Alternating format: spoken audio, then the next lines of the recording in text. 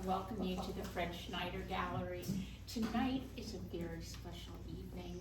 Susanne Pari is here to discuss her latest novel, and it's amazing. The book is called In Time of Our History. This gripping novel explores the relationship of a highly intelligent Iranian family that immigrated to the United States. Facilitating the conversation is one of my dearest friends, Roya Shadab, who is also an artist. I want to thank you all for your time, and I look forward to the conversation. Thank you, Marianne, and thank you for the Fred Schneider Gallery, and thank you to you all for coming here tonight. I know that it's rain and Friday evening traffic and all that, so really, really grateful that you all made the time to come here and meet Susanne. So I am one of the 100 something cousins that Susanne has. And for the past, I don't know how many years, we've been nagging her like, Susanne, when is your book coming out? When is your book coming out? And each time we see her, she's like running away. And finally, last year, it was like around, I think this time, maybe in April, May, that I was in New York. And I saw you and you said, my book is coming out. And I was like, yay. And then when it came out, when I had a copy and I read it, I was blown away. It was just like so layered and so many ideas and themes to think about and discuss that, you know, I thought that, wow, this is truly amazing. And it's a masterpiece. I mean, it can be taught in a course, you know, in a college or something as just one semester. It has got so much in it. And I don't know if we can do all that in 1 hour or two, but first of all, how many of you have read the book? Oh. Okay, so I'll be sure not to expose any spoilers. Yes, okay. So with that, I'm going to ask you, Susanne, give us a little bit about yourself. What possessed you to write this book? And how did you come across this subject, and why did you decide to do this? So this book is about an Iranian-American family, a nuclear family that came here in the early 50s and mid to 1950s. And then after the revolution, when the rest of the extended family, this is actually what happened to us as well. Right. When the revolution happened and everybody else had to leave, they came, many of them, to the United States, and they came to us.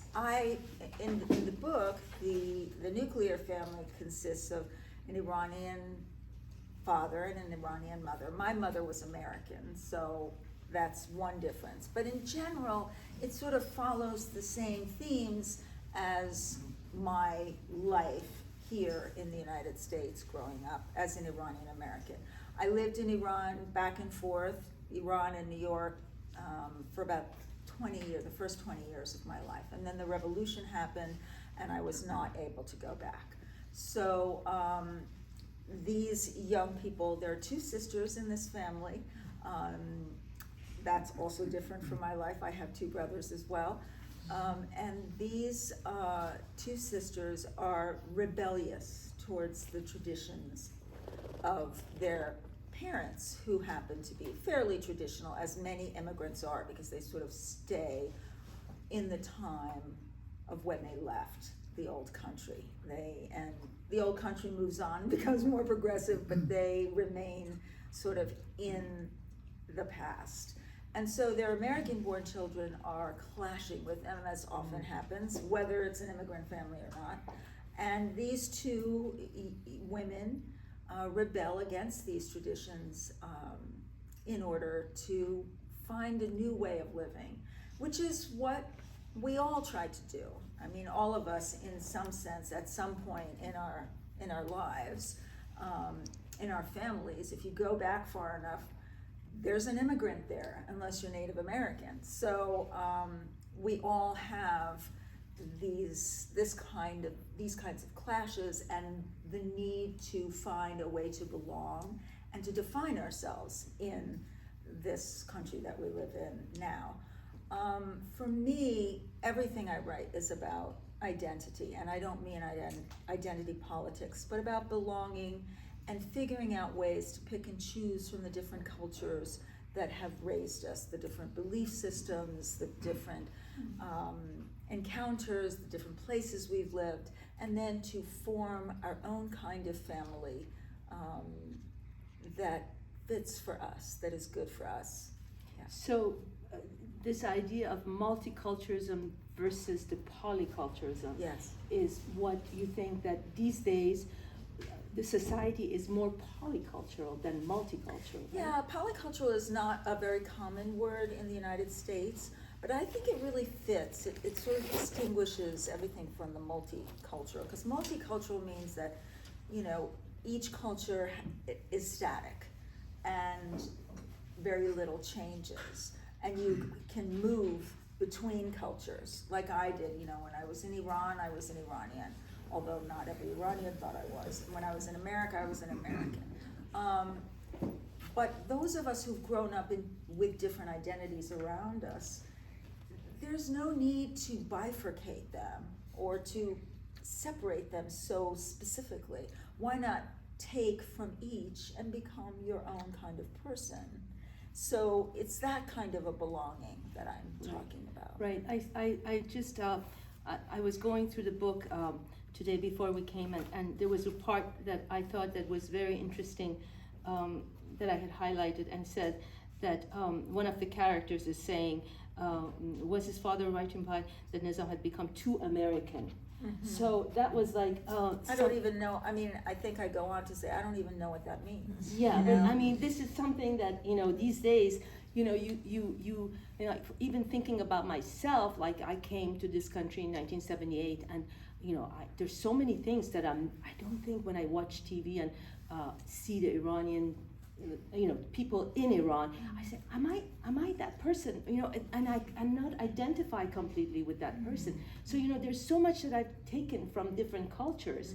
And is it me who's chosen it, or is it like just by nature is coming, you know, I become that? A lot of it is like by osmosis, I think. And I don't think you have to be an immigrant to, or even the child of an immigrant, to have to face that kind of experience. I think what is really important to know is that, what I believe is that the American identity is fluid. All identities are, to an extent, fluid. We all change as we grow, as we experience, as we face different difficulties in life. But for, I think that the definition, we try very hard to sort of set it in stone. Right. And it's and that doesn't allow us to progress as people or as groups. And labeling it and categorizing Yeah, it. the whole categorization and labeling, you know, I have a million different categories that I belong to, or people will label me with. I don't really like that. I don't think it's that simple or cut and dried. I think it's okay not to be sure. Mm-hmm. It's okay to be, you know, just who you are, and every day that you live, that changes as well. Right. So that's what resilience is. So in this book, there's the main theme of patriarchy. Or standing up to the patriarchy. So tell us a little bit about that. So for me, patriarchy is the dominant system that we live by in the world. So most countries, most cultures are patriarchal, including the United States. So I'm not trying to say that only Iranians have this patriarchal construct. But in essence, we're all, as women and as enlightened men, and there are a lot of enlightened men, trying to balance what has become, or what has a tendency to become, extreme. Right. And so a father who, you know, the main character, one of the main characters in this book, Yusuf, who's the father, Right. he came to America. He was not a main son of this Iranian family. He came when he was around 30 years old and wanted to start a new life here, and he did. And then when the revolution happened, all of these other family members came here, and he sort of became the patriarch of this whole family. And he luxuriates in that. Right. A little too much. And it becomes a problem for everyone. Not the people who are okay with it, but for his wife, who's very submissive, for his daughters, who he feels have to fit in a specific role. His first daughter, Mitra, who's the main character in the book, she is very much like him and very goal-oriented, and she wants to be an architect. And if she were a boy, everything would have been fine between she and her father, but she's not. And he decides, she has to get married, and she doesn't want to get married, and she doesn't want to have children. Her sister, on the other hand, who's younger, she falls in love and wants to get married, and her sister is very, she seems like she's submissive, and she is to a certain extent, but she does rebel, but in a very secretive and soft way.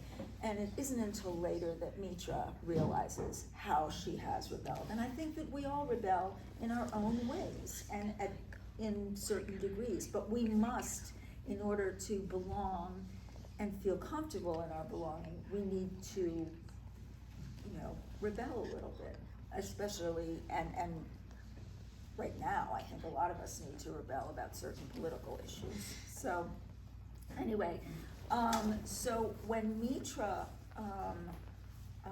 winds up rebelling, she does it in a very drastic way. Her father has said, her sister Anahita decides that she wants to marry. She falls in love and she wants to marry, and the father takes this opportunity to, actually, if you want to, I'll read the first interlude. Yes, please. So that sets the book up, and you'll see what she does, and then we can talk about it. So the book has these 7 interludes that sound very poetic and lyrical. I have no idea where that came from. It came from very late in the process of writing the book. The book is written in a very, lots of dialogue and lots of scenes, and like a regular realistic novel that's realistic. But these 7 interludes, and I think what happened was they tied the book together for me, and I realized in the end that, wow, I think I was influenced by Persian poetry.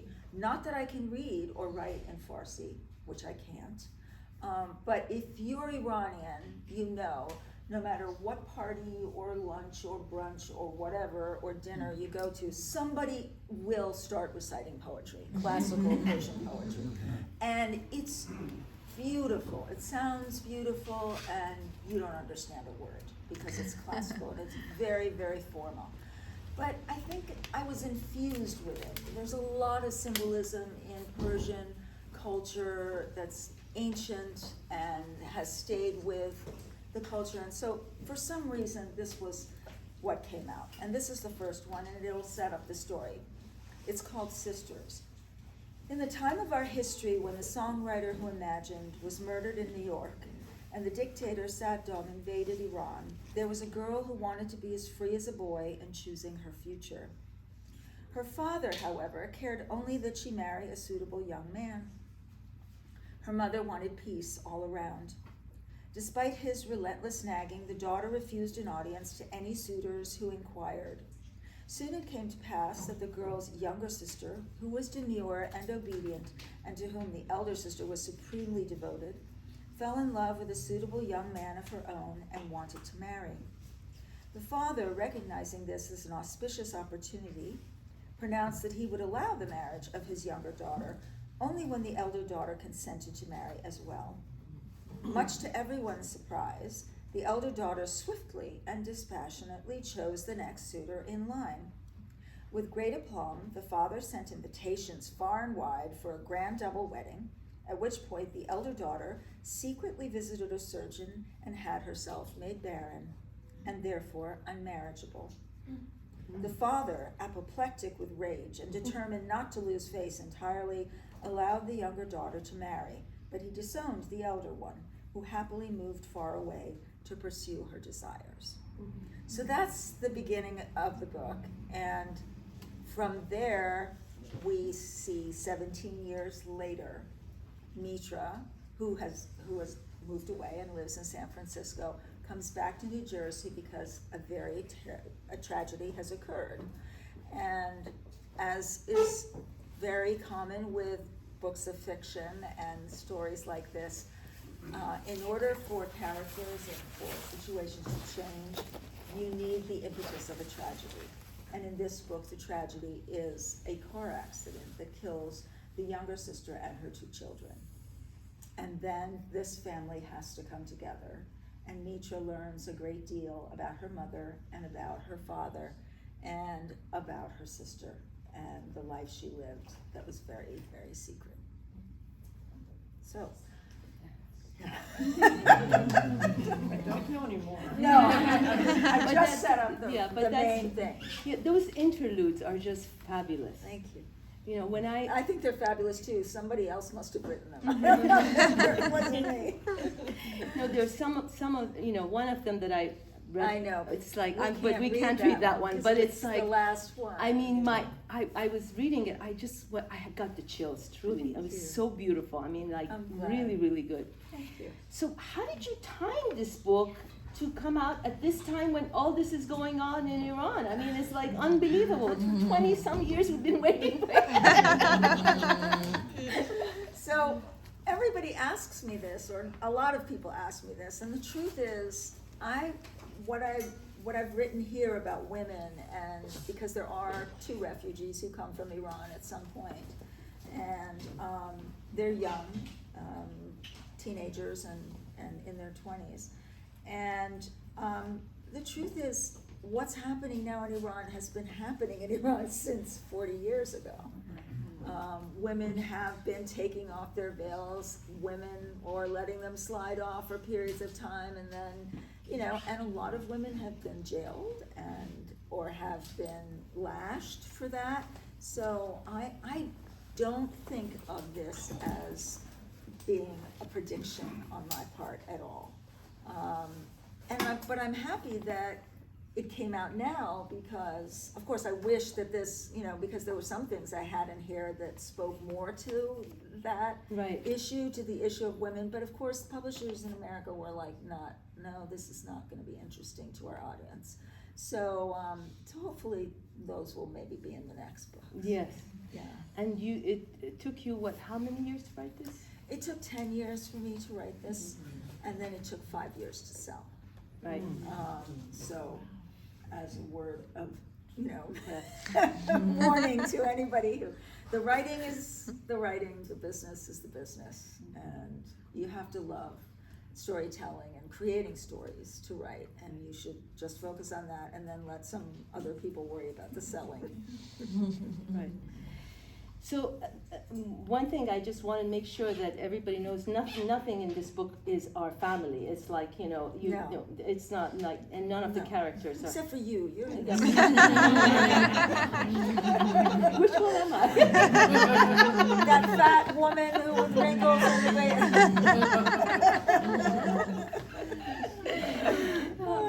the mean one. The big one. Okay, motherhood. I know that's a very important theme in your book, Right. and it also speaks to the nuclear family, which is not realistic anymore. If Right. it ever was. If it ever was, versus the community, Yeah, the village. yes. Talk about that a little bit. Why is motherhood in this book, and why did you so much focus on that? So very luckily, I grew up in an environment. I had a wonderful mom, but I had a lot of other women in my life who either lived with us or lived near us, who were mothers to me, who mothered me, whether it be as mentors, whether it be as people who taught me about art, or who cooked for me, or, you know, I just got very close to a lot of the women in my family and in my community. And some of these women, especially, there's one woman in this book, one character who's based on a real person. Right. And she was a person who came to us from Iran to be a cook in our house in the 1970s. And she wound up being a member of the family for many, many years. And she did go back to Iran, and then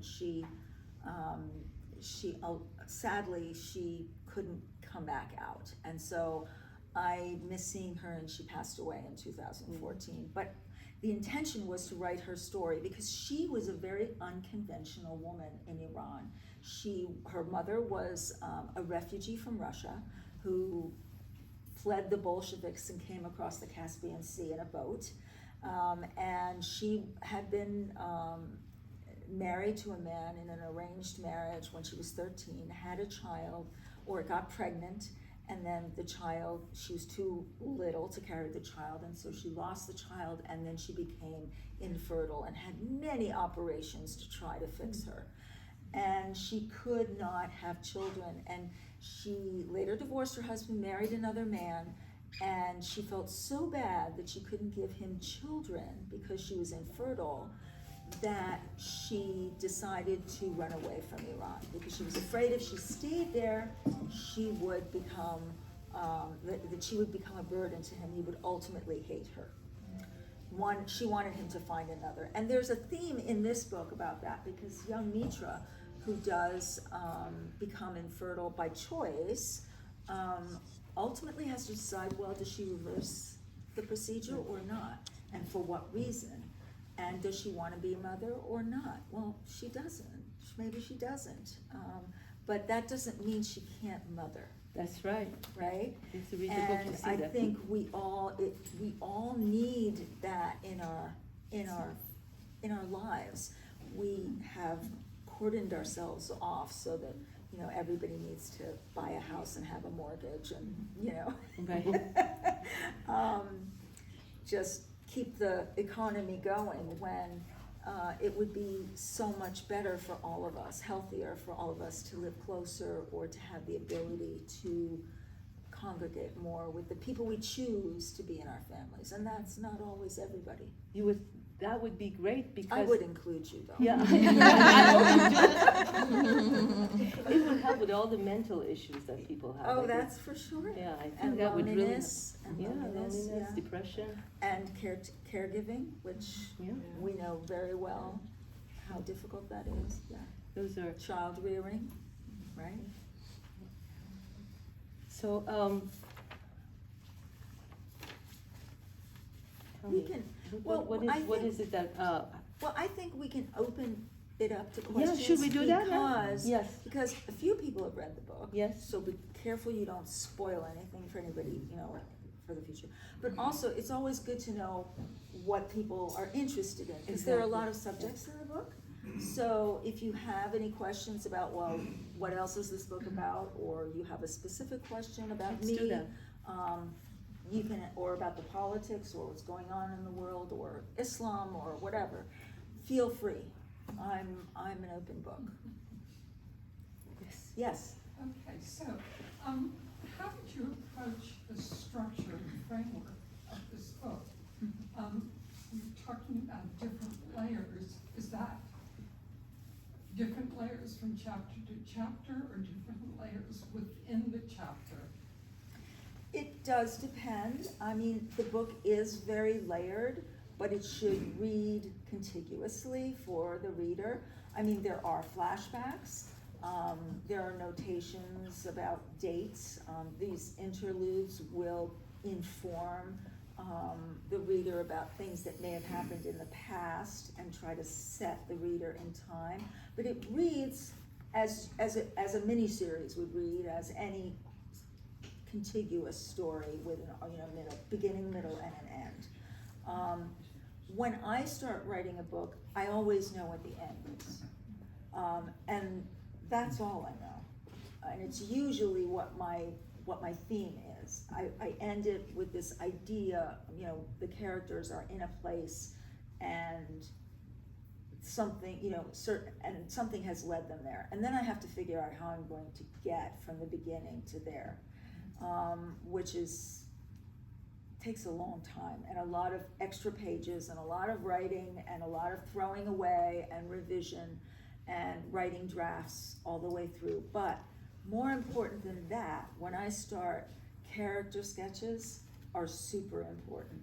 I don't think that a book that an author who is writing a novel can understand really, let me put it differently. A story cannot be told genuinely unless you know what the characters will behave like, how they will behave in certain situations that you put them in. So I know what my characters look like, what color their eyes are, what favorite foods they have, what they wear, what they're, what they smell like, everything.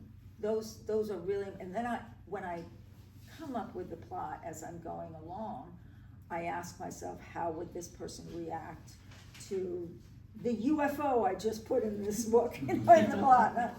There are no UFOs, but I'm just saying, you come up with an idea and then you say, okay, how would this character respond to this? And that makes the story more true. So I hope that answered the question. And you have historical, all this things that you have written, all the events are all historically factual. My novels are realistic. They're not fantasy or romance or, experimental or dystopian. They are, I would like to write a dystopian. So everything that occurs in the book from a global perspective is actually historically firm and authentic. So it's historical fiction. You could call it historical fiction, but I think of historical fiction as, so this book takes place in the late 90s. Uh-huh. If you want to think of that as history, that's fine. I mean, everything is history. But it sounds like with what happens in Islamic, for me, it would be a lot of learning about the culture, so I would consider that history. Okay, For me. yes. There is a lot about that, about the traditions of Persian culture. Yeah. But I don't, so what it is not is like a James Michener book where you get the whole, history in big blocks Got of it. information. I try, because I think story is more important than anything. You have to want to read about these people. Mhm. So what I was gonna say that kind of segues into what you all were talking about is you sense the frustration and fear. I hope so, yeah. Yes, of the people, the Iranian people in the United States about what is going on in their home country. And I thought that was very powerful, Oh, thank you. yeah. Well, I think that there's one word that defines how we feel here more than any word, and that's helpless. Yeah. Not hopeless, never hopeless, at least not for me, but there is a certain helplessness because you can't go back. Right. And even if you can, because you live outside, you really are not of the Right. country as it exists today. Even if you go back and forth a lot. So you have an out, and a lot of people don't. So, but the connection is there, and the connection should be there. But mostly, I think, as a support in every way possible without, pontificating. Right. Right. So what's going on now is so important to make everyone aware of. And like I taught 2 high school classes this morning, and I asked the 10th graders, so does everybody know what's going on in Iran right now? And not one of them knew. Not one of them. And that's not a great thing, because we're, in the United States, we're also fighting this issue, right? I mean, the Iranian women who are going on there, and the men who are supporting them, who are going out and protesting and removing their veils and saying, my body, my choice. I mean, that's the road. They are an example for us. We need to take that seriously. So, yes? When we think about Iranian culture here, we always think about Islamic. Yes. But the truth is that Persian culture, for over the centuries and millennia, is far richer than Islamic culture. And yet, we never talk about Persian culture pre-Islam, and Islam only came to Iran in the 700s. That's right. But that's there right. is a very rich Zoroastrian tradition, and before that even Cyrus and Medes And what's very interesting about ancient Persian culture before the Arab invasion is that a lot of the texts that we have and what you can learn about it is that women and men were fairly equal. but absolutely equal. Well, I wouldn't say absolutely, but fairly. I mean, I would think it would also depend on what stratus, what's your strata, what's your caste, or not, caste is not the right word, but what your socioeconomic status was. But women could, in that sense, the Shia Islam that was created later by the Iranians incorporated some of those things from ancient Persian culture so that women could own property and they inherited and et cetera, et cetera. So yes, you're absolutely right, and I do talk about that, and I think even no matter what religion it is, Catholicism in this country and Catholicism in Spain, very different, and different in different socioeconomic situations. It's just, we have to remember that culture is layered. It's the polycultural thing. It's layered, it's changed, over time we do that. But to remain too strict about it will make us not resilient. No, I'm just questioning the awareness. Oh, the awareness, well, people have to read more. Well, true. So Yeah. if you like this book, you need to buy a copy and give it to a friend.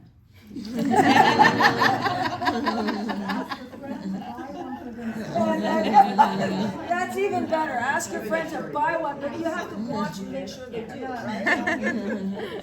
No, my intention is for as many people to read it as possible. Oh, yes. Just to write on this gentleman's comment, it's interesting because when we lived in Iran prior to the revolution, I think we did celebrate pre-Islamic Yes, times. we still do. And we still do, and we discuss it. I think that, that's the beauty of all of you writers, is that to remind us that we actually did and still do, but the Muslim, the theological not theological, but the Theocracy. the theocracy has taken over the conversation, especially in the West. So if you read an article, it's about what they're doing in terms of their policies, prison, what have you.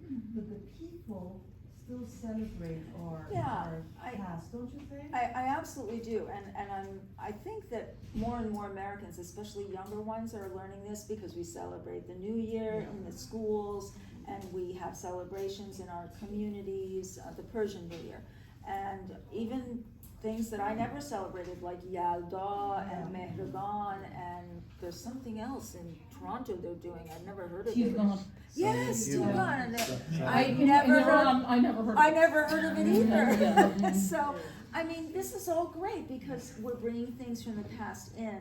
We have to be careful not to think of the past as to glorify the past too much, and to remember that we have the power and the imagination to create new customs and incorporating the old ones as well, and dropping the ones we don't like. I mean, the purpose of the story that I told was I wanted this nuclear family, the women in this family, to create a new form of family. And it didn't have to include just people by blood. And so all of us can create our own family, and it should be extended, and it can be in a different form than what we are used to, or what the sociologists tell us we should do, or what we see around us. So I do think that we have to incorporate now and the past, but not forget that the younger generation has a lot of ideas you may not have thought of. Yes. I came a little late, I apologize. I don't So I hope I'm not gonna Not be at all. repeating anything you said No, before I I don't came. think so. But yeah, I felt that the characters were very well developed. Oh, so you've read the book? 'Cause Oh, not yeah. that many people have read it, so we're Yeah. trying to be careful. Actually, not I to- couldn't put it down. Oh my God. I read it online. Oh my God. So, on my Thank cell phone. you. Oh, And wow. first of all, I really loved Frank Lloyd Wrong. I Oh. loved that. So there is some humor, as you can see, I can be funny sometimes. So Mitra, when she describes her parents' house, which was built like in the 60s or 70s, and it's like right angles left, but she hates it, and she calls it a Frank Lloyd Wrong instead of a Frank Lloyd Right. I don't know, it just came to me. I figured a lot of people might have said that in the past, but maybe not. I've never seen it in writing. It Yeah. really made me laugh. Oh, I'm glad. But you seem to know a lot about like building and construction and Research. decorating. I mean, Research, wow, yeah. that's impressive. Really. Yeah, it took her 20 years to write this No, book. 10. She's already writing the story in my head. This is what cousins Well, do. we're Iranian. We cannot check cannot, you know. It's like Shel cannot, yeah. But Mr. Jahani, I Yeah. felt like I knew him. I thought if he walked in the door, I would Yeah. recognize I him. have to- I could smell him Yeah. before he came Oh, in. I'm so glad. I have to So- keep telling my dad it's not him. Mhm. My dad is still alive, and so, Mashallah. yeah, How do you- mashallah. And he's trying to read it. He's downloaded the audio and he's got it on his computer in, huge, type. And he gets very confused because of the characters and stuff. There's so many, and he's not used to reading novels. But I keep telling him, the new evidence says that if you read novels, it diminishes your chances of dementia. So read novels. That's a good reason. Good. Yeah. Yes. Question, I've looked at snippets of the book, but I haven't read the whole book. But clearly the identity issue is one that's important, it's the one you started with. Yeah. And while you're setting it in the terms of an Iranian-American family, I think that the tension of living with old identities and trying to rebel into new identities is universal. We come from universal. We come from a very patriarchal culture. It's not That's right. a geographical culture. It's a unique religious culture that we rebelled against and moved on. But the thing I'm curious to hear your thoughts on is there's this tension of loving those who remain in the culture, the old identities. And then there's growth to be had in rebelling and coming into the new. But for a person who's come from one to the other, there is this tension of how do you love the good of the old I love this question. and rebel into the good of the new and not alienate and be true to your new self but not alienate the old. It's a tension. It's a tension. I think and I love this question because so for me, nothing about the tensions between the characters, some of them loathe each other at times and are angry with each other or dismiss each other or don't talk to each other.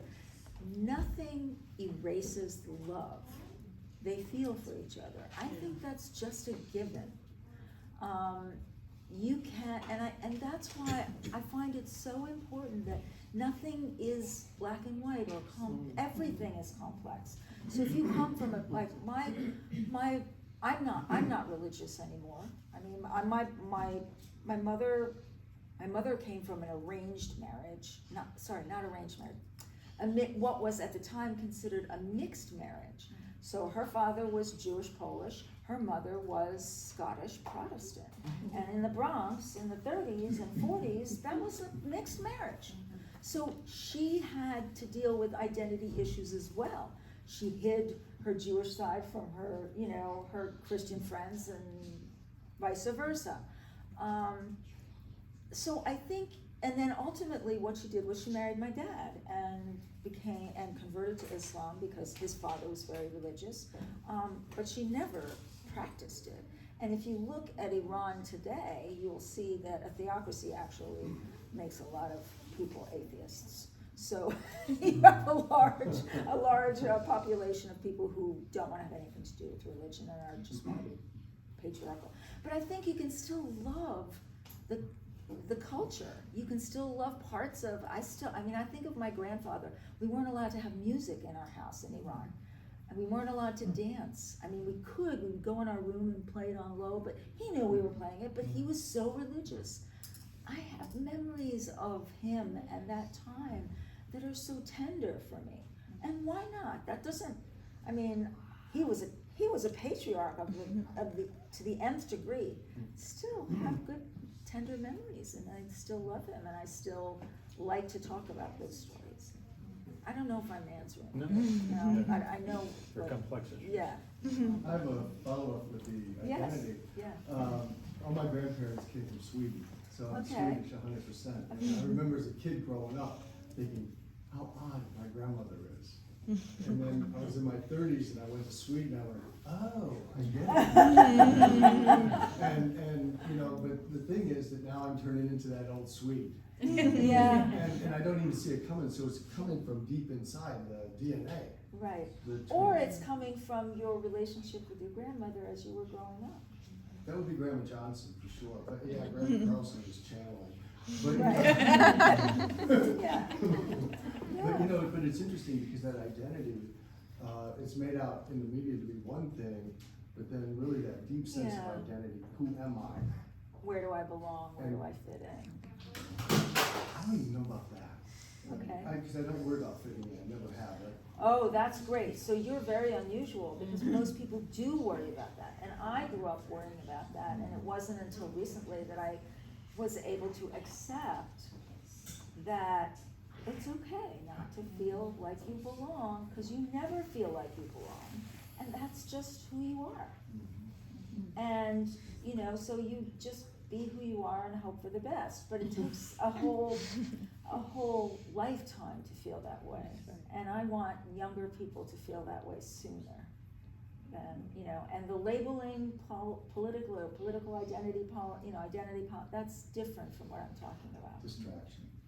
Yeah, it's also, trying to sort of simplify things, yeah. Can I comment Yes. on what he was saying? Yes. So I'm Iranian who immigrated to the States in the beginning of the 80s. Okay. And I never felt I fit in Iran because everything seemed odd to me as a child growing up. There was a lot of irrationality to me that culturally that doesn't make Right. sense to me. There's parts that I love and there were parts that I didn't relate at all. And I never liked to be fit into a box. Because to me it's boxes, and wasn't just my culture, because when I moved here, I went to school, and when I first started working, I was put in a box in my profession. Well, you're a female will not do this or do Yeah. that. Yeah. So then I realized that the boxes are universal. Like, it doesn't matter where you come from. Absolutely. People will try to put you in a box, I guess, to become comfortable. Yes, that's what it is. You know what I mean? It's Yeah, like let's it's organize. for their Let's- comfort. It's right. not so much about you. It's more Yes, to me. yes. It's more about them. Yes. So I stopped caring about the fact that they don't And understand you're lucky it. like he's lucky, because Yeah. I always wanted to fit in a box. Please, Yeah. give me a box I can fit in. I just wanted to, and I never did. I did as a child, but then when I came to the States, I realized that I don't like the idea of being fit It's in great. a box. So by the time I turned 30, Yeah. I went through a divorce, and Yeah. I think the divorce helped me let go of a lot of traditional thought processes that I had Yeah. growing up. So big things like that, Yeah. and that's what writers like me take advantage of. You create some tragedy or some difficulty for your characters, and then you get to examine what they will do in those circumstances and how they will change, because we all have to change somehow. If we don't, as the world changes, if we don't, somehow find our belonging within ourselves and find people who can be with us in that way, then, yeah. I relate fully. Oh, I'm to it. glad. Yes. Thank you. Yes. So would you say that Yusuf changed because of that?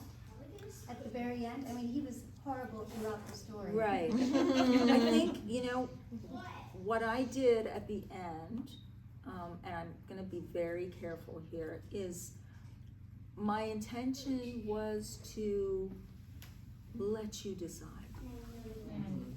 because, you know, I mean, tragedy changes us all.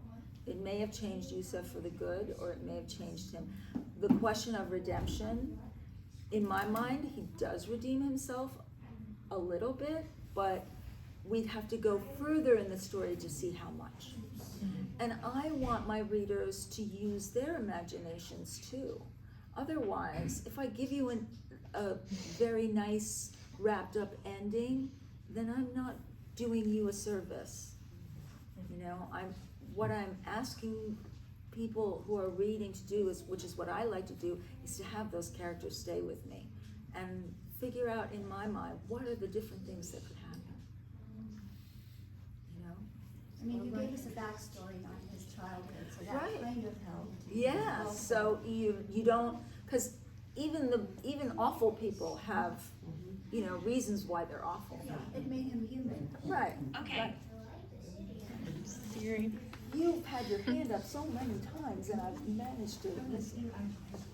So I'm writing on an Iranian artist, and like so many, I think, people of the Iranian diaspora, she came in the 70s to work on her education. And then when the revolution broke out, she was basically stranded, and she didn't return until after the Iran-Iraq War, after the death of Khomeini. That's when she was back. Well, she for the went first back.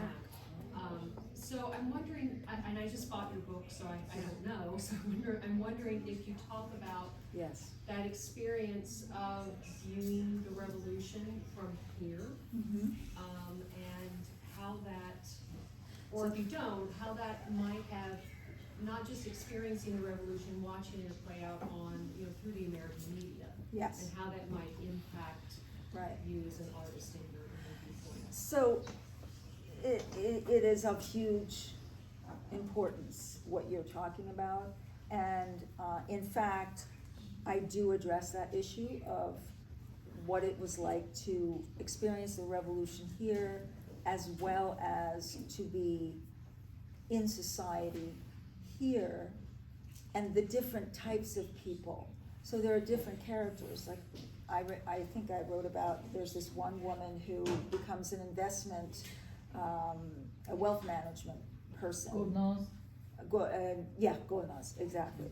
And she helps a lot of the Iranian men can't bring themselves to take jobs in, companies where they wouldn't be high level, because they feel like they would be, because that we had a lot of that. So wives were going out and working, and in department stores, yeah. or boutiques, and their husbands were, staying at home in front of the television watching Ted Koppel, and CNN, and just waiting for the revolution to blow over, waiting for things to change so they could go back to their lives that they had built, and this idea of creating, but they just couldn't, their pride didn't allow them to take a job, as a salesperson in a company.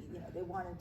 Anyway, so I address that. I also address the issue of the children who grew up here, who came there when they're very young, and the disconnect they have with their parents who came here right after the revolution, and the traditions that those parents want to hold on to, and the fact that what happened as Iran is progressing, even when I was growing up, this was the case. My father lived here, and his brothers lived in Iran. So my uncle came one day to visit. We always had visitors in our house. This was before the revolution. And I would go back and forth to Iran, but my uncle was older than my dad. He comes down in the morning for breakfast, and I'm sitting there, and I'm having my coffee and a cigarette. I was about 19 or something like that. And then my father I say good morning to him, and then my father comes down. I hear my father coming downstairs, and I immediately snuff out the cigarette so that he won't. And my uncle looks and, what are you doing? And I'm like, no. So my father comes down, and my uncle turns to my father and says, you don't let her smoke in front of you? And my father, who's very traditional, this is not, but his older brother from Iran has already progressed that all his kids are smoking in front of him. And so am I. And he's basically saying to my father, you're stuck in the past. So then later, what happens is some of these people go back to Iran, and it's a foreign country. Even their mannerisms reveal to everybody Even around language. them. The Language, language, even language the is mannerisms, they just, everybody knows they live in America. Oh, Azam Dukomadi, you came from America. You know, I mean. Immediately they can tell you've come from America. It's just So, you know, unbelievable. that break in your life of having to live elsewhere, and that happens within countries as well. Somebody moves to, I don't know, Missouri. I mean, if I moved to Missouri, that would be a big break in my life. It would be another culture. I moved to California when I was in my 30s, and it's another country there. And now I live in California, in Northern California, and LA is another country for me. So, well, LA is another planet. So I do address that, and I hope when you read it, you'll see. I did try to go with these characters back to Iran in 1998, because that was during the reform movement. And I really tried to go, because there's two characters who go back and then they decide they can't stay there, or they don't fit in there. I chickened out. I just, because I haven't seen Iran since '78, I didn't feel I could do it authentically. So, yes. If I may say so to that lady, she didn't do, the writer, from what I could tell while reading it, she didn't do a blow-by-blow political analysis of what's going on in Iran, but she put her finger right on the button. There's one place when you turn the page and she says, yes, so in the time of our history, you know, we have a totalitarian regime that masquerades in the name of religion. Yeah. That's basically what she says. So, you know, that's the truth. Yeah. The No ands theocracy or is buts there. about it, so. Yeah, the theocracy is there, and there's a part of a storyline that I hope to deal with in the next book I write, and that is the writers and intellectuals and journalists and artists who've been imprisoned and murdered by the regime to silence them. Because this book is all about not silencing, not being silent. And I think everything I write about is about that. Because I think we're silenced in so many ways, even ways that we don't realize we're doing or reacting to. So. Oh my God, your questions are so great. Nina? Yeah. Yes? This isn't a comment, a compliment. I feel like how, I love the theme of family, and I love how you explore, how your relationship with your family changes as you grow up. And I think of my own sister, and even in our, short, I mean, we're, I guess, still young, so, Yeah. But your people. So right, it's my okay. people. My perspective of my sister has changed so much, even in these past, 3 years since the pandemic. And I think you capture that, and I like how you explore that. And I'm glad. Yeah. I'm glad. Thank you. I hope that it looks like it's appealing to a lot of different age groups, which is what would make me so happy. Yes. So I haven't read the book yet, but I'm just curious. Do you have a favorite part, like a section that's like, oh, this is my favorite part? Oh wow. Do I have a favorite part in the book? Like, this is my favorite section. Gosh, no. The interludes, I think. No? I really like the interludes because they don't sound like me. They sound really intellectual. But they are so poignant. I mean, it's they're just they're really good. I mean, they're only a couple of pages, 2-3 pages sometimes. Yeah, maybe one page. One page even, and they're just poetic. Yeah, I know. They're really beautiful, beautiful. Yeah. The 10 years, I'm sorry. Oh, go ahead. So I just wanted to piggyback on what Nina was saying that you responded to.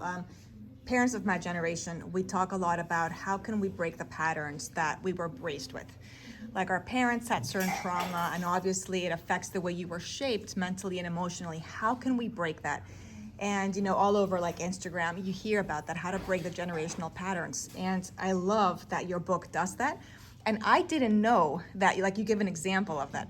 I didn't know that it was actually something you intended to do.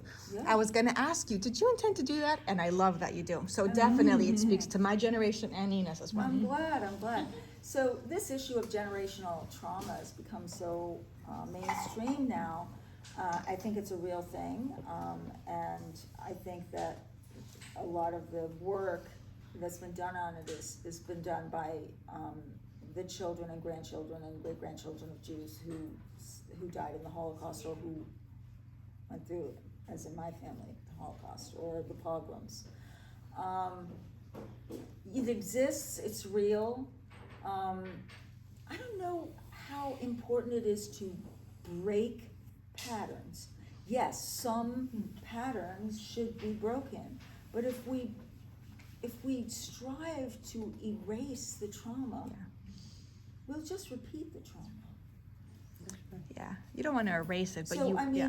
trauma is part of life, and we're all scarred by it. Protecting our children too much from it, not a good idea.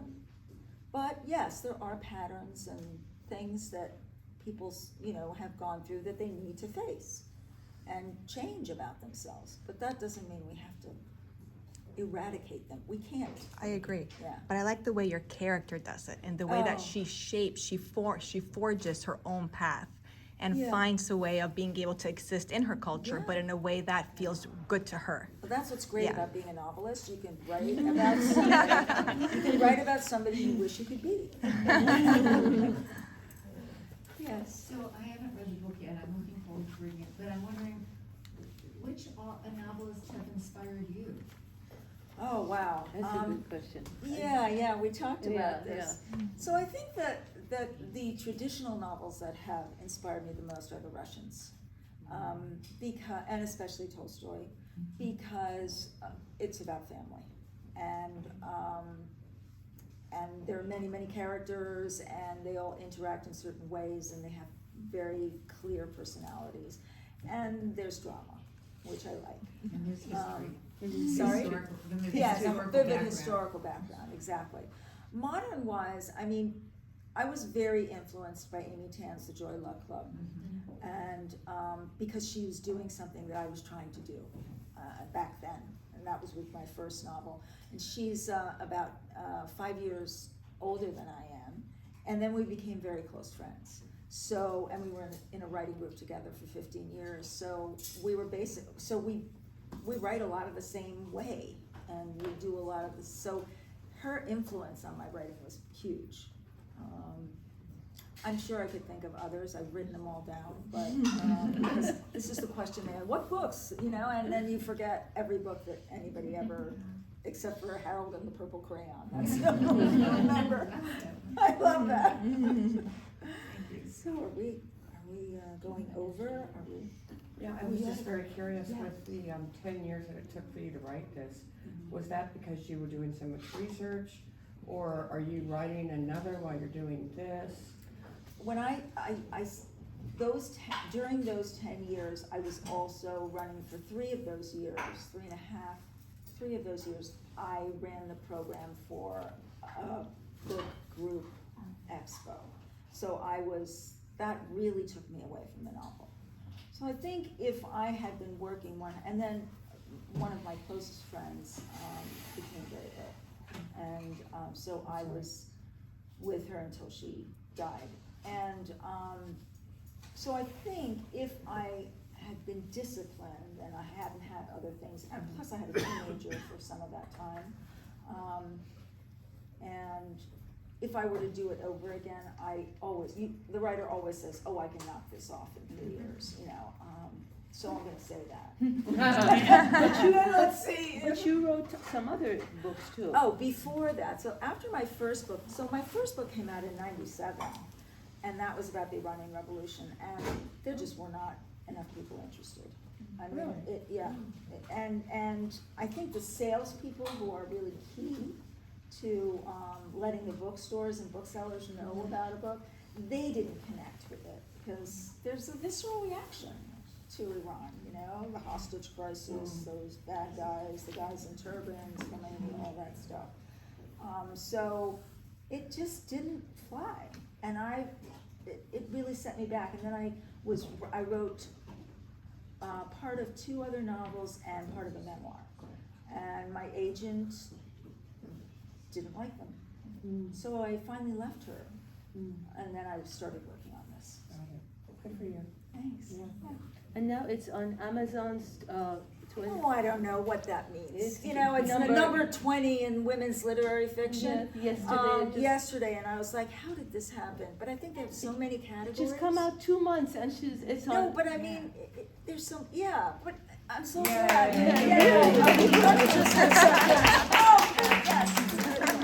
But if you can, buy from independent bookstores. They are the booksellers who read books. Not, I mean, Amazon's great for certain things, but these guys, East City Books, and they do great book clubs. They have great recommendations.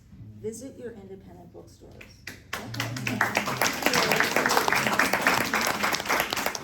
I want to thank you Oh, so, thank you. so This much. was such a great Now, audience. if you're gonna stick around. Oh, a I little am, bit I am. longer I and will. sign And some I'll of your sign books. books. There's plenty of food and beverages, so please, let's keep this party going. And buy one for a friend.